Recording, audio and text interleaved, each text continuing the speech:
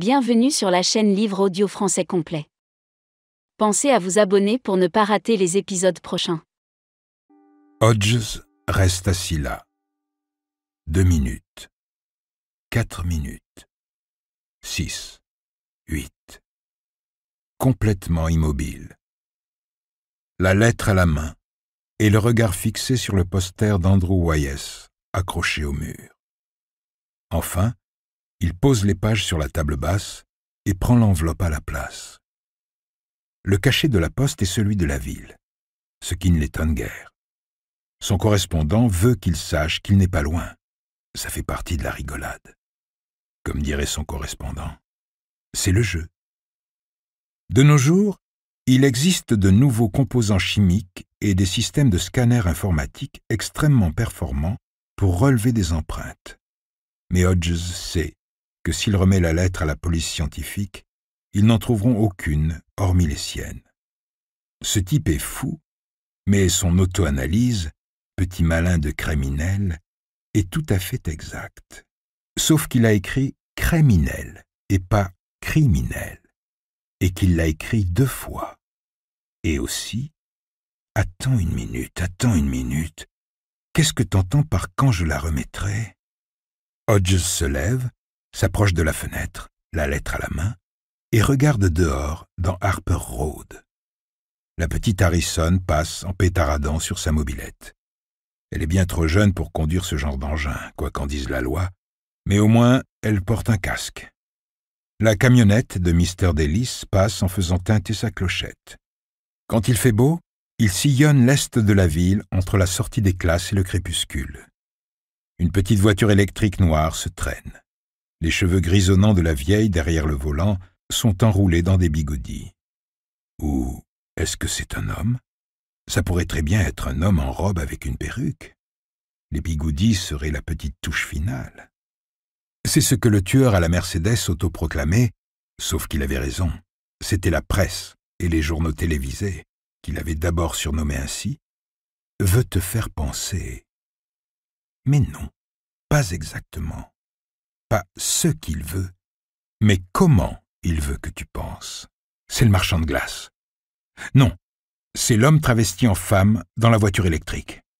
Mais non, c'est le type au volant du camion-citerne. Ou le contractuel. Comment rendre les gens paranoïaques? Eh bien, lâcher nonchalamment que tu ne connais pas seulement l'adresse de l'ex-détective, ça aide. Tu sais qu'il est divorcé. Il suffit ensuite de présumer qu'il a un ou plusieurs enfants quelque part. La pelouse. Elle a besoin d'un bon coup de tondeuse. Si Jérôme ne se décide pas rapidement, se dit Hodges, il faudra que je l'appelle.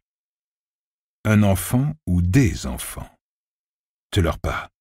Il sait que mon ex-femme s'appelle Corinne et que nous n'avons qu'un seul enfant, Allison. Il sait qu'elle a 30 ans et qu'elle vit à San Francisco. Il sait aussi sûrement qu'elle mesure 1,70 m et qu'elle joue au tennis. Il n'y a qu'à chercher sur Internet. De nos jours, tout est sur le net. La prochaine étape serait de remettre la lettre à Pete et sa nouvelle coéquipière, Isabelle Janes. C'est eux qui ont hérité du dossier Mercedes, ainsi que de 2 ou 3 autres affaires non résolues, quand Hodges a mis les voiles. Certains dossiers sont comme les ordinateurs. Si on n'y touche pas, ils se mettent en veille. Cette lettre tirerait le dossier Mercedes de son sommeil en vitesse. Il retrace le parcours de la lettre dans sa tête. De la boîte aux lettres au sol de l'entrée. Du sol de l'entrée au Lazy Boy. Du Lazy Boy à la fenêtre, où il aperçoit maintenant le camion de la poste revenir en sens inverse. Andy Fenster a fini sa tournée. D'ici à la cuisine, où la lettre atterrira dans un sac congélation totalement superflu. Le genre avec une fermeture coulissante. Parce que les vieilles habitudes sont difficiles à perdre. Ensuite, direction Pete et Isabelle. Puis, de Pete à la police scientifique pour un agrandissement complet et une étude détaillée qui viendront confirmer que le sac de congélation était superflu. Pas d'empreinte, pas de poils, aucune trace ADN d'aucune sorte. Du papier disponible dans tous les magasins Staples et Office Depot de la ville, et, enfin et surtout, une imprimante laser lambda. Il serait peut-être en mesure de déterminer quel genre d'ordinateur a été utilisé pour écrire la lettre. Et encore, il n'en est pas vraiment sûr. Il n'y connaît rien en ordinateur, et quand il a un problème avec le sien, il s'adresse directement à Jérôme, qui habite à portée de voix. Et le cas échéant, il découvrirait qu'il s'agissait soit d'un Mac, soit d'un PC. Super. De la police scientifique, la lettre reviendrait à Pete et Isabelle, qui ne tarderaient pas à convoquer toute la flicaille dans le même genre de symposium débile que l'on voit dans les séries policières de la BBC, type Luther et Prime Suspect, que son correspondant psychotique adore sûrement. Avec la totale, grand tableau blanc et agrandissement photo de la lettre, peut-être même un pointeur laser. Hodges aussi regarde ce genre de série anglaise parfois, et il en est venu à se demander si Scotland Yard n'est pas, d'une manière ou d'une autre, passé à côté de ce vieux proverbe qui dit que trop de cuisiniers gâtent la sauce. Le symposium de flics ne parviendrait qu'à une seule chose, et Hodges se dit que c'est exactement ce que veut ce taré. Avec une bonne douzaine d'inspecteurs présents, l'existence d'une telle lettre finirait inévitablement par être connue des médias. Le psychopathe ne dit sûrement pas la vérité quand il affirme qu'il n'éprouve absolument aucun besoin de recommencer. Mais Hodges est tout à fait certain d'une chose. Il a besoin que la presse parle de lui. Il y a des pissenlits qui commencent à pousser. Va falloir appeler Jérôme. Et puis ça fait longtemps qu'il ne l'a pas vu. Un chouette gosse. Il y a autre chose. Même si ce taré dit bien la vérité quand il prétend ne pas ressentir l'envie pressante de perpétrer une autre tuerie, peu probable, mais pas totalement exclue, il témoigne toujours d'une fascination certaine pour la mort. Le message sous-jacent de la lettre ne saurait être plus clair. Finis-en une bonne fois pour toutes. T'y penses déjà, alors passe à l'acte. L'acte final, soit dit en passant. M'a-t-il vu jouer avec le Smith & Wesson de papa, le mettre dans ma bouche? Hodges doit admettre que c'est fort probable. Il n'a jamais ne serait-ce que pensé à baisser les stores, se sentant naïvement à l'abri dans son salon, alors que n'importe qui peut utiliser une paire de jumelles, et que Jérôme pourrait le voir.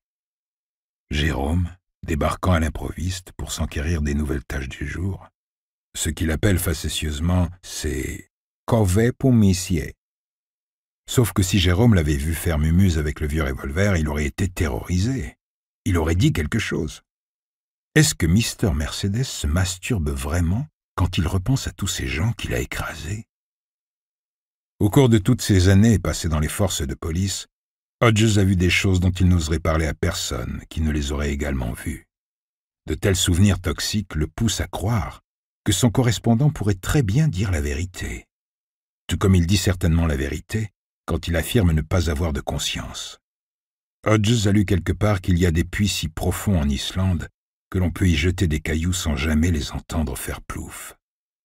Il pense que c'est pareil pour certaines âmes humaines. Des trucs comme les combats de clodo ne sont qu'à mi-profondeur de ces puits.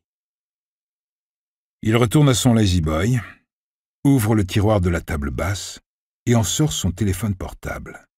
Il y range le Smith & Wesson à la place. Il compose le numéro d'urgence de la police et quand la réceptionniste lui demande en quoi elle peut lui être utile, Hodges dit « Oh mince, j'ai appuyé sur la mauvaise touche. Désolé du dérangement. »« Pas de problème, monsieur, » répond-elle avec un sourire dans la voix. Pas de coup de fil pour le moment. N'entreprendre aucune action précipitée. Il faut qu'il réfléchisse. Il faut vraiment, vraiment qu'il réfléchisse. Hodges reste assis à regarder la télé, éteinte en plein milieu de l'après-midi, pour la première fois depuis des mois. Ce soir-là, il descend au Newmarket Plaza pour dîner au restaurant Thaï. C'est Mrs. Bouramouk en personne qui le sert. « Pas voir vous depuis longtemps, Adam Hodges ?» Elle dit Adam Hodges. « Je cuisine moi-même depuis que je suis à la retraite. »« Laissez-moi cuisine, meilleur. » Quand il redécouvre le Tom Yum Gang de Mrs. Bouramouk, il réalise à quel point il est dégoûté des steaks hachés à moitié cuits et des spaghettis à la sauce Newman's Own. Et le Sankaya Phuc Tong lui fait ressentir une profonde lassitude envers les gâteaux à la noix de Cocoa Pepperidge Farm. « Si je n'en reprends plus une seule tranche, se dit-il, je vivrai tout aussi vieux et mourrai tout aussi heureux. » En accompagnement, il déguste 2 Singha, et c'est la meilleure bière qu'il boit depuis sa fête de départ au Raintree Inn, qui s'était déroulée à peu près exactement comme l'avait décrite Mr. Mercedes.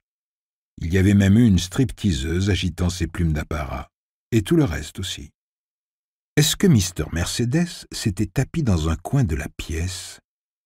Comme avait coutume de dire Possible Possum, « C'est possible, Muskie, c'est possible. » De retour chez lui, il s'installe dans son lazy-boy et reprend la lettre.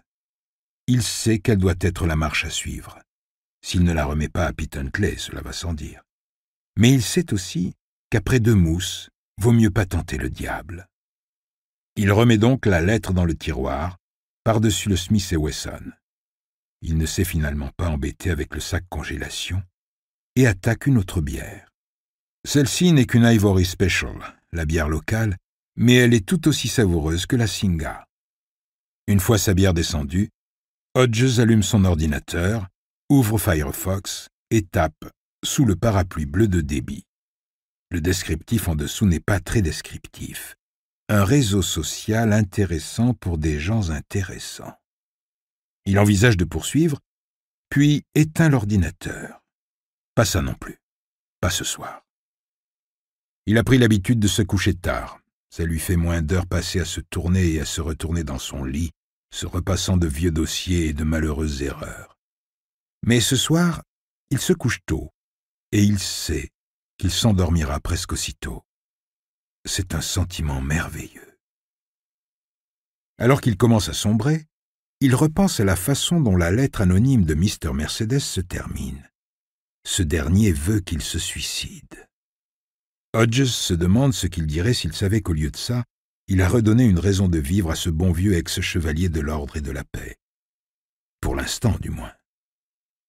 Puis, le sommeil s'empare de lui. Il a droit à 6 bonnes heures de repos avant que sa vessie ne le réveille. Il se traîne jusqu'à la salle de bain, se soulage et retourne au lit pour 3 heures de plus.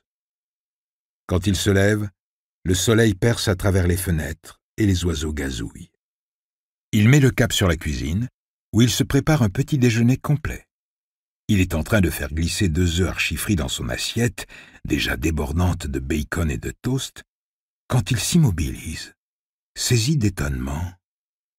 Quelqu'un est en train de chanter. C'est lui.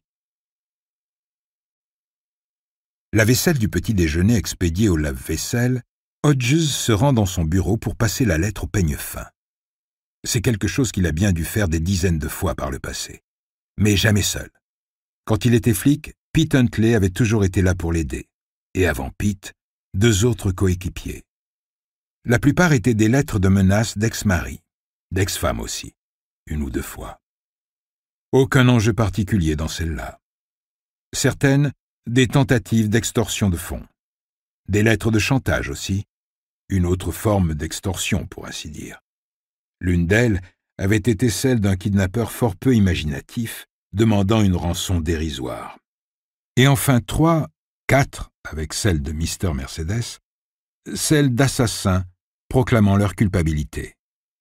2 d'entre elles relevaient clairement du fantasme, et il se pouvait que l'autre ait été, ou pas, celle du tueur en série Turnpike Joe. Et celle-ci alors, vraie ou fausse, réalité ou fantasme?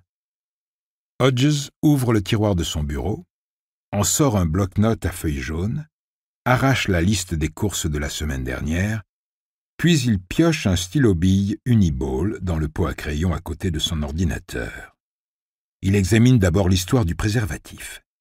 Si le type dit vrai, et qu'il en avait vraiment mis un, il était reparti avec. Mais quoi de plus logique? C'est qu'en plus du foutre, on pouvait y retrouver des empreintes. Hodges examine d'autres éléments. Comment la ceinture s'était bloquée quand il avait chargé la foule. La façon dont la Mercedes avait rebondi quand il avait roulé sur les corps. Des trucs qu'on ne trouvait pas dans la presse, mais qu'il avait tout aussi bien pu inventer. Il l'avait dit lui-même. Hodges parcourt la lettre. « J'ai une imagination débordante. » Il y avait en revanche 2 détails qu'il ne pouvait pas avoir inventés. 2 détails dont les médias n'avaient pas été informés. Sur le bloc-notes en dessous de « Vrai », Hodges écrit « Bonnet de douche, Javel ». Mr. Mercedes était reparti en emportant le bonnet de douche, tout comme il était reparti avec le préservatif, pendouillant probablement encore au bout de sa queue, en supposant bien sûr qu'il y en ait vraiment eu un. Mais Gibson, de la police scientifique, avait été formel. Bonnet de douche, il y avait eu, car Mr. Mercedes avait laissé le masque de clown sur place et qu'on n'avait retrouvé aucun cheveu coincé dans l'élastique. Pas de doute non plus sur l'odeur de piscine javelisée anti-ADN. Il avait dû vider la bouteille.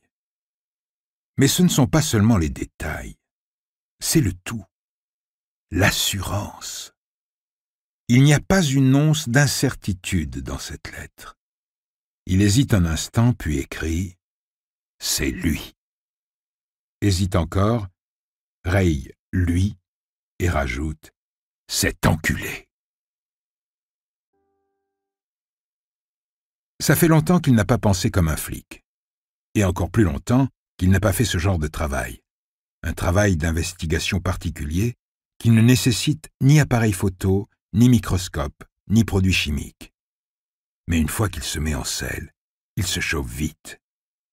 Il commence par une liste de catégories.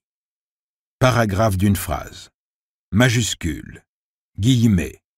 Style soutenu. Mots ou expression inhabituelle. Point d'exclamation. Il s'arrête là et relit la lettre dans son intégralité, depuis « Cher inspecteur Hodges » jusqu'à « J'espère que cette lettre vous a remonté le moral », en tapotant son stylo contre sa lèvre inférieure. Puis il ajoute 2 catégories sur la feuille de papier jaune déjà bien remplie. Métaphore baseball, fan, calé en informatique, moins de 50 ans. Mais il est loin d'en être certain. Les métaphores sportives sont devenues monnaie courante, surtout chez les politiques. Et de nos jours, il y a bien des octogénaires sur Facebook et Twitter. Hodges lui-même a beau n'utiliser que 12% des capacités de son Mac, selon Jérôme, ça ne fait pas de lui un exemple. Mais il faut bien commencer quelque part, et il se trouve que la lettre a un style jeune. Il a toujours été doué pour ce genre de boulot.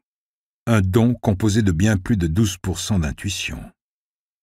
Il a répertorié une bonne dizaine d'exemples dans la catégorie « mots ou expressions inhabituelles » et en a entouré 2. Compatriote et éjaculation spontanée. À côté, il rajoute un nom, Wambo. Mr. Mercedes est une merde, mais une merde intelligente qui lit des livres. Il a un vocabulaire riche et ne fait pas de faute d'orthographe. Hodges voit bien Jérôme lui dire « Correcteur automatique, mon pote, allô, quoi ?» Ok.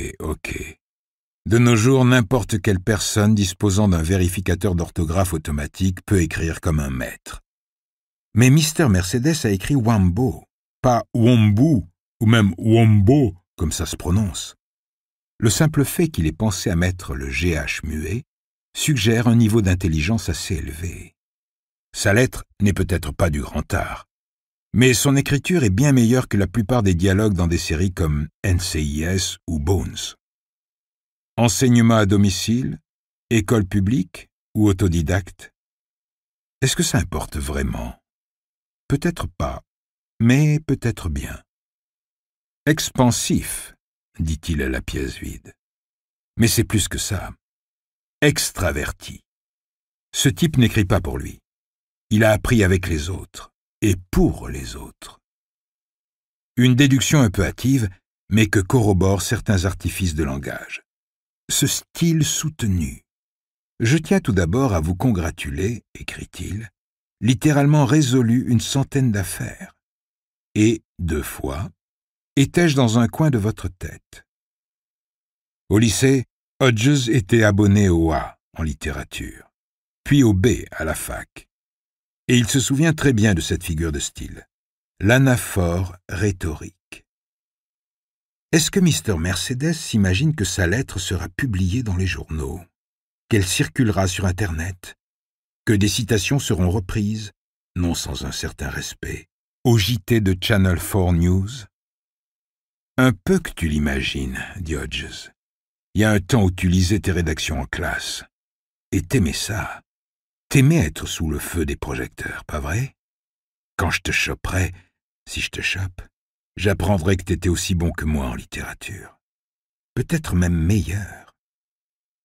Hodges ne se rappelle pas avoir jamais utilisé l'anaphore rhétorique. Ou alors c'était par inadvertance. Sauf qu'il y a 4 lycées publics en ville, et Dieu sait combien de privés. Sans parler des pensionnats, des écoles préparatoires, de l'université publique et de l'université catholique St. Jude. Plein de bottes de foin où pourrait se cacher une aiguille empoisonnée, en tablant sur le fait qu'il soit allé à l'école ici et pas à Phoenix ou Miami. Et puis, il est malin comme un singe. La lettre est truffée de fausses pistes. Les majuscules comme dans « chaussures de plomb » et « petite inquiétude », les guillemets, l'utilisation abusive de points d'exclamation, les paragraphes d'une phrase. Si on lui demandait de fournir un échantillon de son écriture, Mr. Mercedes n'inclurait aucune de ces figures de style.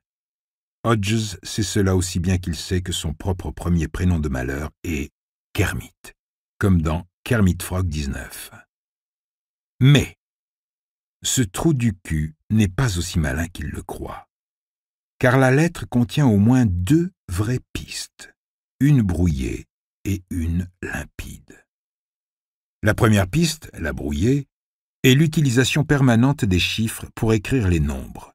27 au lieu de 27, 40 au lieu de 40, premier échelon au lieu de premier échelon. Il y a quelques exceptions. Il a écrit un regret et pas un regret. Mais Hodges pense que ce sont celles qui confirment la règle. Il se pourrait que ces nombres ne soient qu'une technique de camouflage de plus. Ça, il le sait. Mais il y a de fortes chances pour que Mr. Mercedes ne soit tout simplement pas conscient de cette habitude. Si seulement je pouvais le faire entrer dans la salle d'interrogatoire 4 et lui faire écrire « 40 voleurs ont volé 80 bagues de fiançailles ». Sauf que K. William Hodges ne remettra jamais les pieds dans une salle d'interrogatoire. Pas même dans la SI4 qui avait été sa préférée. Sa SI porte bonheur comme il l'avait toujours pensé. Sauf s'il se fait pincer en train de manigancer tout seul dans son coin.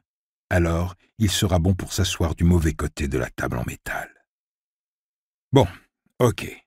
Alors, Pete l'embarque dans une salle d'interrogatoire. Pete ou Isabelle, ou les deux. Il lui demande d'écrire « 40 voleurs ont volé 80 bagues de fiançailles ». Et puis quoi? Et puis, il lui demande d'écrire « Les flics ont attrapé le criminel qui se cachait dans la ruelle ». Sauf qu'ils devront marmonner le mot « criminel ».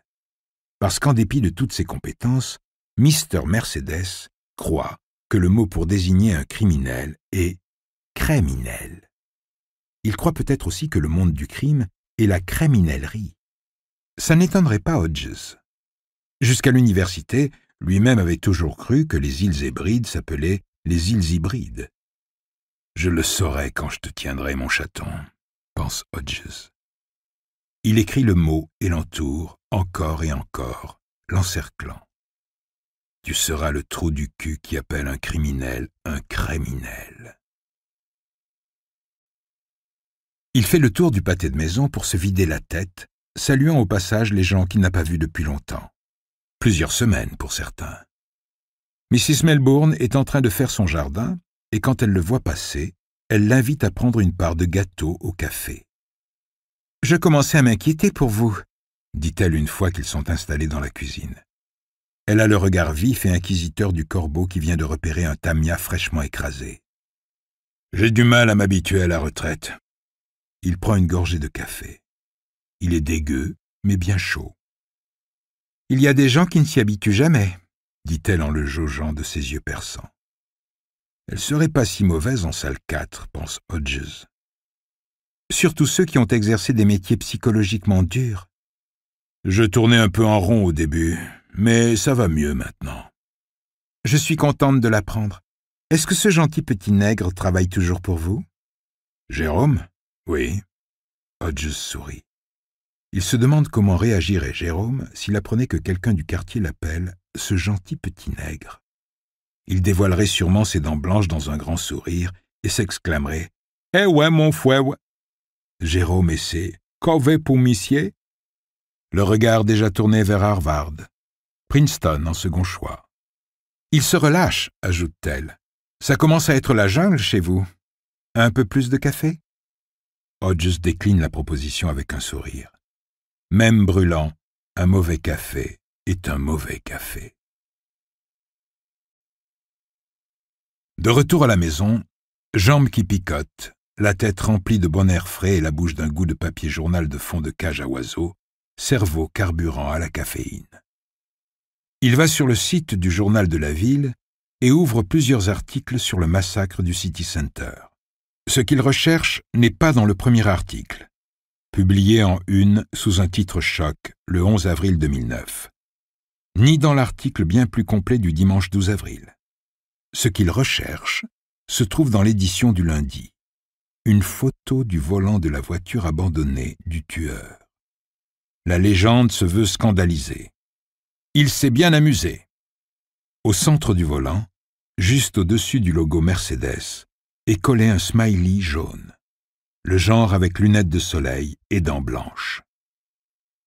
Cet article avait fait enrager la police, car les inspecteurs en charge de l'affaire à l'époque, Hodges et Huntley, avaient bien demandé aux médias de ne pas révéler l'existence de cette image. Le rédac-chef, se rappelle Hodges, s'était confondu en excuses. Mauvaise communication, avait-il dit. Ça n'arrivera plus, promis, parole de scout. Erreur mon cul, avait fulminé Pete. Ils tenaient une image capable de booster leur vente de merde et ils s'en sont servis, ces enculés. Hodges agrandit l'image, jusqu'à ce que le smiley jaune remplisse l'écran. La griffe du diable, se dit-il, style 21e siècle. Cette fois, ce n'est pas le commissariat de police qui l'appelle, mais Pete Huntley lui-même. Son vieux coéquipier décroche à la seconde sonnerie. « Yo, vieux poteau, comment ça se passe, la retraite ?» Il a l'air vraiment content, et ça fait sourire Hodges. Ça le fait se sentir coupable aussi. Mais l'idée de reculer ne l'effleure même pas. « Ça se passe, dit-il. Mais ta grosse bouille congestionnée me manque. »« Ouais, c'est ça. Et on a gagné la guerre en Irak. » »« Je le jure devant Dieu, Pete. Ça te dit qu'on rattrape le temps perdu autour d'une bouffe ?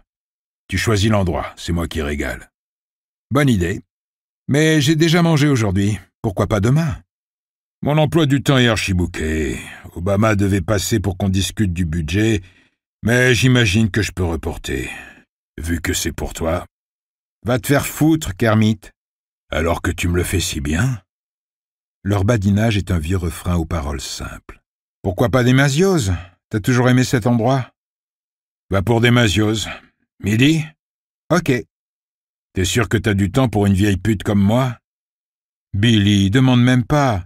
Tu veux que je vienne avec Isabelle ? Non, il ne veut pas, mais il dit « Si tu veux ». Cette bonne vieille télépathie doit fonctionner encore un peu, car après un bref silence, Pete dit « On va peut-être rester entre hommes pour cette fois. »« Comme tu veux, » répond Hodges, soulagé. « J'ai hâte. »« Moi aussi. C'était chouette de t'entendre, Billy. » Hodges raccroche et regarde encore le smiley aux dents blanches. Il remplit l'écran. Ce soir-là, assis dans son lazy boy, il regarde les informations de 23 heures. Il a l'air d'un fantôme trop gros dans son pyjama blanc.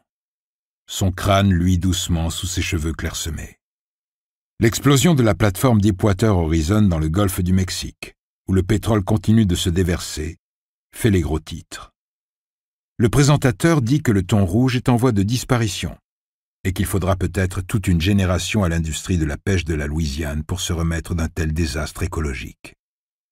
En Islande, la fumée d'un volcan en activité, avec un nom que le présentateur transforme en quelque chose comme Eyjafjallajökull, foire toujours les communications aériennes transatlantiques. En Californie, La police annonce qu'elle pourrait enfin tenir une piste dans l'affaire du Grim Sleeper, le tueur en série. Aucun nom pour le moment, mais le suspect, le criminel, pense Hodges, est décrit comme étant un Afro-Américain soigné de sa personne et s'exprimant bien. Et maintenant, si seulement quelqu'un pouvait pincer Turnpike Joe, sans parler d'Oussama Ben Laden. Miss Météo promet un temps chaud et ensoleillé. Il est temps de sortir les maillots de bain. « Ça, j'aimerais bien te voir en maillot de bain, ma chère, » dit Hodges en éteignant la télé. Il sort le Colt du tiroir, le décharge tout en marchant vers sa chambre et le range dans le coffre avec son Glock. Ces 2 ou 3 derniers mois, le Victory 38 a pris beaucoup trop de place dans sa vie. Mais ce soir, c'est à peine s'il s'en soucie. Il pense à Turnpike Joe. Enfin, pas vraiment. À présent, Joe n'est plus son problème. Pas plus que le Grim Sleeper, l'Afro-Américain soigné de sa personne et s'exprimant bien. Est-ce que Mr. Mercedes est Afro-Américain, lui aussi? Techniquement, c'est possible. Personne n'avait rien vu à part le masque de clown, une chemise à manches longues et des gants jaunes rivés au volant. Mais Hodges pense que non. Dieu sait qu'il y a un paquet d'Afro-Américains capables de meurtre dans cette ville, mais il faut prendre en compte l'arme du crime. Le quartier dans lequel vivait la mère de Mrs. Trelawney est majoritairement aisé et majoritairement blanc. Un homme noir, rôdant autour d'une Mercedes SL 500, se serait fait remarquer. Enfin, probablement. Les gens peuvent se montrer étonnamment peu observateurs. Mais son expérience pousse Hodges à penser que les gens riches ont tendance à être légèrement plus observateurs que la classe moyenne américaine, surtout quand il s'agit de leurs joujoux de valeur. Il n'irait pas jusqu'à dire qu'ils sont parano, mais un peu qu'ils le sont. Les riches peuvent être généreux, même ceux avec des convictions politiques à vous glacer le sang peuvent être généreux. Mais la plupart d'entre eux ont leur propre conception de la générosité, et au fond d'eux, jamais très loin, ils flippent toujours que quelqu'un leur vole leurs cadeaux et leur mange leur gâteau d'anniversaire. Bon, soigné de sa personne et s'exprimant bien alors? Hodges décide que oui. Aucune preuve solide, mais c'est ce que la lettre laisse supposer. Mr. Mercedes peut porter des costumes et travailler dans un bureau, comme il peut porter des jeans et des t-shirts Carhartt et équilibrer des pneus dans un garage. Mais ce n'est pas un rustre. C'est peut-être pas un grand bavard. Ces créatures-là savent se montrer prudentes dans tous les aspects de leur vie, y compris le bavardage inconsidéré, mais quand il parle, il est probablement clair et précis. Si vous étiez perdu et que vous lui demandiez votre chemin, il saurait vous donner de bonnes indications. En se brossant les dents, Hodges pense « Demasioz. Pete veut qu'on mange chez Demasioz. » Aucun problème pour Pete, qui a toujours son insigne et son arme sur lui.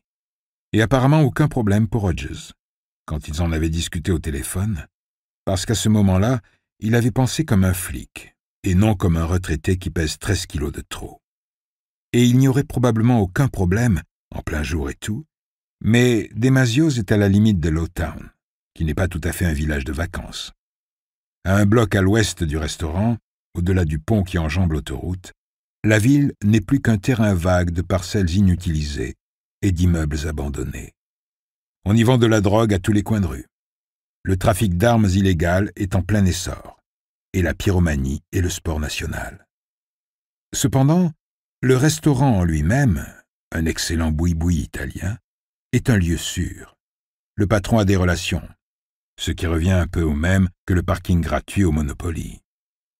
Hodges se rince la bouche, retourne dans sa chambre et, Demasioz toujours en tête, s'arrête un instant, hésitant, devant le placard où est caché le coffre, derrière les cintres de pantalons et de chemises et les survêtements de sport qu'il ne met plus. Il ne rentre plus que dans 2 d'entre eux. Le Glock. Ou peut-être le Victory. Le Victory est plus petit. Aucun des deux. Son permis de port d'armes dissimulé est toujours valable. Mais il n'ira pas manger armé avec son ancien coéquipier. Ça le mettrait mal à l'aise. Et il n'est déjà pas très à l'aise à l'idée de soutirer de l'information à Pete. Il se dirige donc vers sa commode, ouvre un tiroir et soulève une pile de sous-vêtements. Le Happy Slapper est toujours là. Il y est depuis sa fête de départ. Le slapper fera l'affaire. Juste une petite précaution à prendre dans un quartier à haut risque. Satisfait, il se met au lit et éteint la lumière. Il cale ses mains sous l'oreiller frais et pense à Turnpike Joe. Jusque-là, Joe a été chanceux, mais il finira par se faire coincer. Pas seulement parce qu'il continue de rôder autour des aires de repos, mais aussi parce qu'il ne peut tout simplement pas s'arrêter de tuer. Il pense à Mr. Mercedes qui a écrit « Mais ça ne marchera pas avec moi, inspecteur Hodges, car je ne ressens absolument aucun besoin de recommencer. » Il avait souligné les mots « absolument aucun besoin ». Dit-il la vérité ou ment-il encore une fois? Comme il ment avec ses majuscules, ses points d'exclamation et ses paragraphes d'une phrase? Hodges pense qu'il ment. Et peut-être qu'il se ment à lui-même autant qu'à William Hodges, of Rhett. Mais là, tout de suite, alors que le sommeil commence à le gagner, ça lui est bien égal. Ce qui importe, c'est que le type se croit en sécurité. Il est d'une arrogance rare à ce sujet. Il n'a pas l'air de réaliser à quel point il s'est rendu vulnérable en écrivant une lettre à l'homme qui, jusqu'à sa retraite, était l'inspecteur responsable du dossier du City Center. « T'as besoin d'en parler, pas vrai? Oui, mon chaton, t'en as besoin. Mens pas à ton vieil oncle Billy. Et à moins que le site du parapluie de débit ne soit qu'un leurre de plus, comme le sont tous ces guillemets, tu viens même de m'ouvrir une brèche dans ta vie. Tu veux parler. T'as besoin de parler. Et si tu pouvais me pousser à commettre l'irréparable, ce serait la cerise sur le gâteau, hein? » Dans le noir, Hodges dit tout haut. « Je suis prêt à t'écouter. J'ai tout mon temps. Je suis retraité après tout. » Et c'est le sourire aux lèvres qu'il s'endort.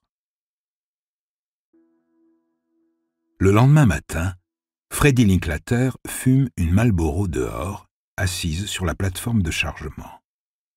Sa veste discount électronique s'est posée à côté d'elle, soigneusement pliée, ainsi que sa casquette publicitaire DE. Elle est en train de parler d'une espèce de fanatique religieux qui lui est tombé dessus dans la rue. Il y a toujours quelqu'un pour lui tomber dessus. Et elle raconte toujours tout à Brady pendant la pause, en chapitre et en verset, car Brady est une bonne oreille. Alors il arrive et il me dit comme ça, « Tous les homos vont en enfer. » Et il me file ce tract qui explique tout. Donc je le prends, tu vois. Et là, je vois une photo de 2 PD au petit cul moulés dans un tailleur-pantalon, sur la tête de Dieu, qui se tiennent la main devant une grotte remplie de flammes, avec le diable, qui tient une fourche. Je te jure, je déconne pas. Bon, j'essaie quand même de discuter avec lui, tu vois. Donc je suis là et je lui dis, « Faut vraiment que tu sortes ton nez du labitique ou je sais plus quoi. Il est grand temps de lire quelques études scientifiques. Allô? Les gays naissent gays. » Alors il dit, « C'est tout simplement faux.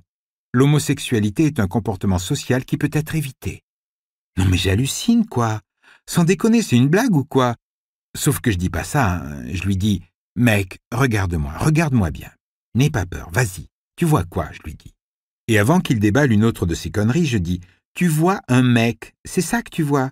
Sauf que Dieu a eu un moment de distraction et qu'il est passé au suivant en oubliant de me coller une bite. » Et là, il me dit, Brady arrive à la suivre, plus ou moins, jusqu'au Labitique, elle veut dire le Lévitique, mais Brady n'est pas suffisamment intéressé par ce qu'elle dit pour la corriger. Puis il la perd complètement, attentif juste ce qu'il faut pour lâcher un « ou deux à l'occasion. Ça ne le gêne pas vraiment, en fait. Au contraire, ça l'apaise, comme la musique qu'il écoute parfois sur son iPod quand il va se coucher. Freddie Linklater est bien trop grande pour une fille. Avec son 1,85 m ou 10, elle domine largement Brady. Et ce qu'elle dit est vrai. Elle ressemble à une fille autant que Brady Hartsfield ressemble à Vin Diesel. Elle est fringuée d'un 501 coupe droite, de bottes de motard et d'un t-shirt blanc informe qui lui tombe sur les hanches, sans même le soupçon d'une paire de seins au travers. Ses cheveux noirs sont rasés à 5 mm du crâne. Elle ne porte ni boucle d'oreille, ni maquillage. Elle croit sûrement que le fond de teint Max Factor est un agent de maximisation des suçons. Brady ponctue son monologue de « ouais, et c'est clair », se demandant tout du long ce que le vieux flic a fait de sa lettre et si oui ou non il va essayer de le contacter sur le site du parapluie de Debbie. Il sait qu'il a pris un risque en écrivant cette lettre, mais pas un très gros risque. Il a inventé une prose totalement différente de la sienne. Les chances pour que le vieux flic en tire quoi que ce soit d'intéressant sont très minces, voire inexistantes. Le parapluie de Debbie est légèrement plus risqué, mais si le vieux flic pense pouvoir le retrouver grâce au site, il n'est pas au bout de ses surprises. Le serveur est basé en Europe de l'Est, et là-bas, la protection de la vie privée, c'est comme la propreté ici. C'est presque sacré. Alors il dit, « Je vous jure que c'est vrai. Dans notre église, il y a plein de jeunes femmes chrétiennes qui pourraient vous montrer comment vous arranger, et si vous vous laissiez pousser les cheveux, vous pourriez être très jolie. » Non mais sérieux, t'y crois, toi? Du coup, moi je réponds, « Avec un peu de rouge à lèvres, toi aussi tu serais sacrément mignon. Enfile un blouson en cuir et un collier à clous, et t'auras peut-être une chance de choper au choral. Tirer ta première giclée sur Tower of Power. » Alors là, ça le trouve complètement, et il me dit, « Si c'est pour vous en prendre à moi personnellement... » Et même si le vieux flic essayait de remonter la piste Internet, il faudrait d'abord qu'il remette la lettre à l'équipe scientifique. Et Brady pense pas qu'il le fera. Pas tout de suite, en tout cas. Il doit forcément s'ennuyer comme un rat mort avec sa télé pour seule compagnie. Et son revolver, bien sûr. Celui qu'il garde près de lui avec ses bières et ses magazines. Obsédé du revolver. Brady ne l'a jamais vraiment vu le mettre dans sa bouche, mais il l'a surpris plusieurs fois avec l'arme à la main. Les gens heureux regardent pas la télé avec une arme sur les genoux. Alors je dis, écoute, t'énerve pas, mais dès que quelqu'un vient bousculer vos précieuses petites convictions, vous partez toujours au quart de tour. T'as déjà remarqué ça, chez les cathos et autres? Non, jamais. Mais il dit que oui. Sauf que celui-là, il m'a écouté. Il m'a écouté, bordel. Et figure-toi qu'on a fini par aller prendre un café chez Oceanis Bakery, où, difficile à croire, je te l'accorde, on a réussi à avoir un semblant de conversation. J'ai pas tellement foi en l'espèce humaine, mais de temps en temps... Brady est quasi sûr que sa lettre va requinquer le vieux flic. Du moins au début. C'est pas pour rien qu'il a reçu toutes ces décorations.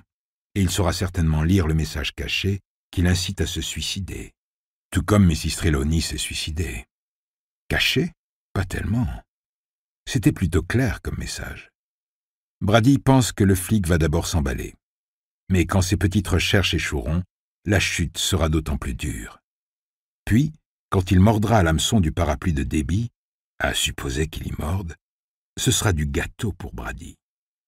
Le flic doit penser « Si j'arrive à te faire parler, je pourrais t'appâter. » Sauf que Brady parierait qu'il n'a jamais lu Nietzsche. Brady parierait que le vieux flic est plutôt du genre à lire John Grisham. S'il lit, bien sûr. Si tu regardes trop longtemps l'abîme, a écrit Nietzsche, l'abîme aussi regardera en toi. C'est moi l'abîme, vieux. Moi. Le vieux flic représente très certainement un plus gros challenge que la pauvre Olivia Trelawney rongée par la culpabilité. Mais réussir à la piéger avait été tellement jouissif que Brady n'a qu'une envie, recommencer. D'une certaine façon, pousser la douce Livy à passer de l'autre côté l'avait plus fait bander que foncer dans tout ce tas de trous du cul sans emploi. Parce que ça avait demandé du génie, de la discipline. Ça avait demandé de l'organisation. Et le petit coup de main des flics n'avait pas fait de mal non plus. Avait-il réalisé que le suicide de douce Livy était en partie dû à leur fausse déduction? Huntley, sûrement pas. Jamais une telle possibilité traverserait sa caboche de flics zélés. Mais ce bon vieux Hodges, lui, doit se poser des questions. Quelques petites souris grignotant les fils électriques dans son cerveau de super flic intelligent. Brady espère que oui. Sinon, il trouvera peut-être un moment pour le lui dire. Sous le parapluie de Debbie. Mais surtout, c'était lui, Brady Hartsfield. Il faut rendre à César ce qui appartient à César. Le City Center avait été un gros coup de gourdin. Pour Olivia Trelawney, il y avait été au scalpel. « Tu m'écoutes » demanda Freddy. Il sourit. « J'avoue avoir perdu le fil une seconde, là. » ne jamais mentir quand on peut dire la vérité. La vérité n'est pas toujours bonne à dire, mais la plupart du temps, si. Il imagine sa réaction s'il lui disait « Freddy, c'est moi le tueur à la Mercedes » ou encore « Freddy, j'ai 5 kilos d'explosifs maison dans le placard de mon sous-sol. » Elle le regarde comme si elle venait de lire dans ses pensées. Et pendant un instant, Brady ressent un certain malaise. Puis elle dit « C'était de boulot, mon pote, ça va finir par t'user. »« Ouais, je sais. Mais si je veux retourner à la fac, faut bien que je bosse. Et puis il y a ma mère. La buveuse de rouge ?» Il sourit. « Ma mère est plutôt vodka. »« Invite-moi à l'occasion, » dit Freddy d'un air grave. « Je la traînerai à une putain de réunion des AA. » « Ça marchera pas. Tu sais ce que disait Dorothy Parker, non? Tu peux faire accéder une pute à la culture, mais tu peux pas la faire réfléchir. » Freddy hésite un instant, puis rejette la tête en arrière et part d'un rire rauque de fumeuse de Marlboro. « Je sais pas qui est Dorothy Parker, mais je m'en souviendrai de celle-là. » Elle se calme. « Non, mais sérieusement, pourquoi tu demandes pas à Frobisher de te donner plus d'heures? Cet autre boulot que tu te tapes, c'est du pipi de chat. » « Je vais te dire, moi, pourquoi il demande pas plus d'heures à Frobisher, » dit Anthony en arrivant sur la plateforme de chargement. Anthony Frobisher est un jeune gars avec de grosses lunettes qui lui donne un air de geek, l'air qu'ont la plupart des employés de Discount Electronics. Brady aussi est jeune, mais moins laid que Tons Frobisher. Ça ne veut pas dire qu'il est beau pour autant, mais ça ne le dérange pas. Brady est disposé à s'accommoder de quelconque. « Vas-y, balance, » dit Freddy en écrasant sa cigarette. De l'autre côté de la plateforme de chargement, à l'arrière de l'entrepôt qui délimite le côté sud du centre commercial de Birch Hill, sont garées les voitures des employés, de vieux clous pour la plupart, ainsi que 3 coccinelles vert pétard. Celles-ci sont toujours rutilantes, et ce matin, le soleil de fin de printemps scintille sur leur pare-brise. Sur les portières, peints en bleu, il y a écrit « Des problèmes d'ordinateur? Appelez Discount Electronics, la cyberpatrouille. » Circuit City est mort, et Best Buy bat de l'aile, déclare Frobisher d'une voix professorale. Et Discount Electronics aussi bat de l'aile. De même qu'un certain nombre d'entreprises maintenues en survie artificielle grâce à la révolution numérique. Les journaux, les maisons d'édition, les disquaires, la poste, pour n'en citer que quelques-unes. « Les disquaires ?» demande Freddy en s'allumant une autre cigarette. « C'est quoi un disquaire ?»« Hilarant », réplique Frobisher. J'ai un ami qui dit que les lesbiennes sont dépourvues de sens de l'humour. T'as des amis? Waouh, qui l'eût cru? Mais apparemment, il se trompe. Si vous ne faites pas plus d'heures, c'est parce que le magasin ne vend plus que des ordinateurs. Et les pas chers, fabriqués en Chine et aux Philippines. La grande majorité de notre clientèle n'est plus intéressée par les autres conneries que l'on vend. Brady se dit qu'il n'y a que Tons Frobisher pour dire la grande majorité. C'est en partie à cause de la révolution technologique. Mais c'est aussi parce que... Freddy et Brady scandent à l'unisson. Barack Obama est la plus grosse erreur que ce pays ait jamais faite. Frobisher les regarde avec amertume pendant un instant, puis dit « Bon, ça prouve que vous m'écoutez. Brady, tu finis à 2 heures, c'est ça? »« Oui. Mon autre boulot commence à 3. » Frobisher plisse l'énorme pif qu'il a au milieu de la figure pour montrer à Brady ce qu'il pense de son autre boulot. « J'ai cru entendre que tu voulais reprendre tes études ?» Brady ne répond pas. Il sait que quoi qu'il dise, ça risque d'être la mauvaise réponse. Anthony ne doit pas savoir que Brady ne l'aime pas. Le déteste carrément. Brady déteste tout le monde, même la pochetronne qui lui sert de mère. Mais comme dit cette vieille chanson country, personne n'a besoin de le savoir pour le moment. T'as 28 ans, Brady. Assez vieux pour plus être en couverture restreinte pour ton assurance automobile, ce qui est une bonne chose. Mais peut-être un tout petit peu trop vieux pour te lancer dans une formation en ingénierie électrique, ou en programmation informatique d'ailleurs. Fais pas ton chieur, Frobisher, dit Freddy. Si dire la vérité c'est faire son chieur, alors ainsi soit-il. Ouais, c'est ça, tu vas rentrer dans l'histoire. Frobisher, le gérant 10 heures de vérité de Discount Electronics. On parlera de toi dans les manuels scolaires. Moi, un peu de vérité me dérange pas, dit Brady doucement. Bien. Faire l'inventaire et l'étiquetage des DVD non plus, ça fait pas de mal. Au boulot. Brady hoche la tête avec bonhomie, se lève et frotte le fond de son pantalon pour en nettoyer la poussière.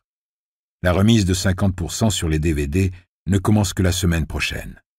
La direction, dont le siège se trouve dans le New Jersey, a exigé que DE écoule tout son stock de DVD d'ici à janvier 2011. Cette gamme de produits, jadis rentable, a été mise au tapis par Netflix et Redbox.